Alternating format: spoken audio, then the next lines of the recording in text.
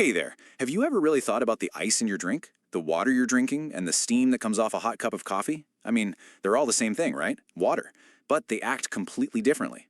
Well, today we're going to dive into the invisible world that makes it all happen, exploring the three fundamental states of matter. So let's just start with this question. What do an iceberg, a river, and a cloud have in common? I mean, on the surface, they seem like totally different things. But here's the kicker.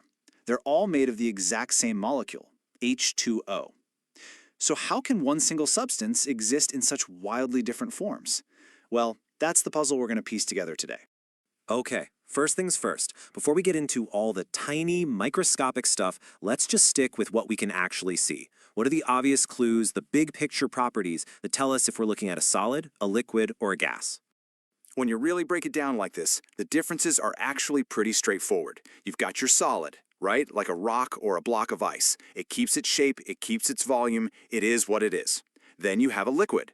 It'll keep its volume, sure, but it's going to flow and take the shape of whatever container you pour it into. And then you have gas. Gas is the wild one. It has no fixed shape or volume. It just expands and expands to fill whatever space you put it in. Okay, so that's the what. We can see what they do. But the really cool part is the why. Why does water act so differently when it's ice versus liquid versus steam? To get that answer, we need to zoom in. I mean, way, way in.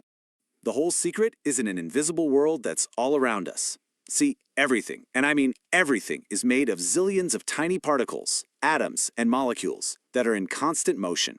How they're arranged, how they move, and how they stick together, well, that's what defines everything we see. So let's kick things off with the most organized state of them all, the solid. Down at the particle level, it's a world of pure structure and order, almost like a perfect tiny crystal. Think of it like this. You're in a movie theater. All the seats are in perfect, neat rows. Everyone's packed in pretty tight, and you can't really get up and walk around, right? You can just kind of fidget or vibrate in your seat. That is exactly what the particles in a solid are doing. They are locked into this rigid, ordered pattern, and all they can do is vibrate in place. All right, so what happens when we start adding a little bit of energy to that super rigid structure? Well, the particles start to get a little restless. They break free, and we step into the flowing, dynamic world of a liquid.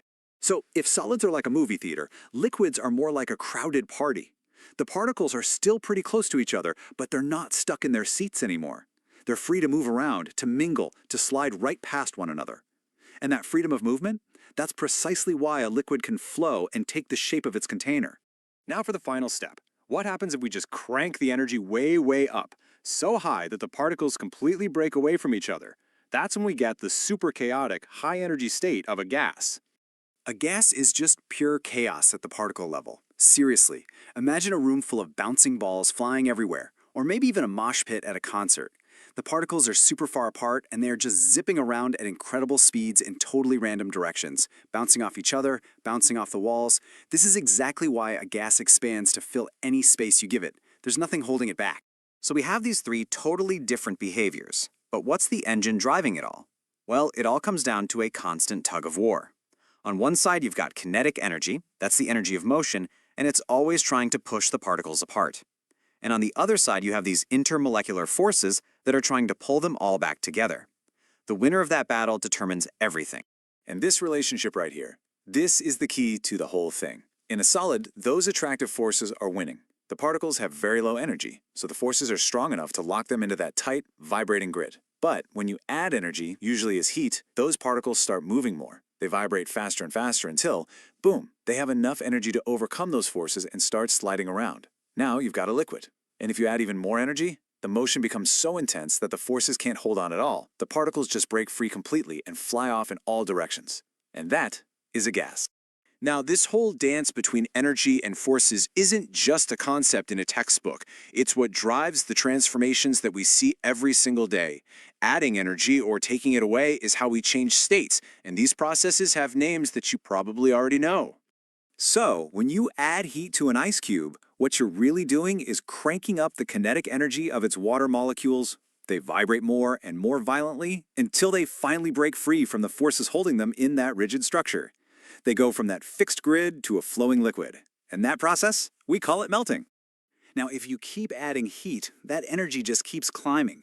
Pretty soon, the particles are moving so incredibly fast that they can completely escape the pull of their neighbors and just fly off into the air. Energy has totally won the battle, and the liquid boils, turning into a gas.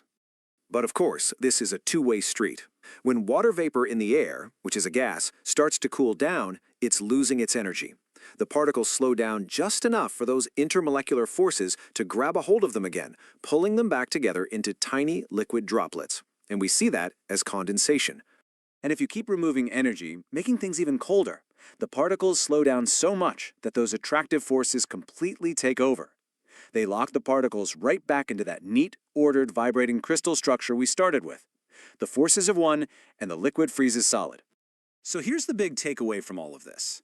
The entire physical world that you can see and touch, the solid ground you're standing on, the water you drink, the air you're breathing right now, it's all the result of an invisible dance, a constant, epic battle between the motion of particles and the forces that try to hold them together.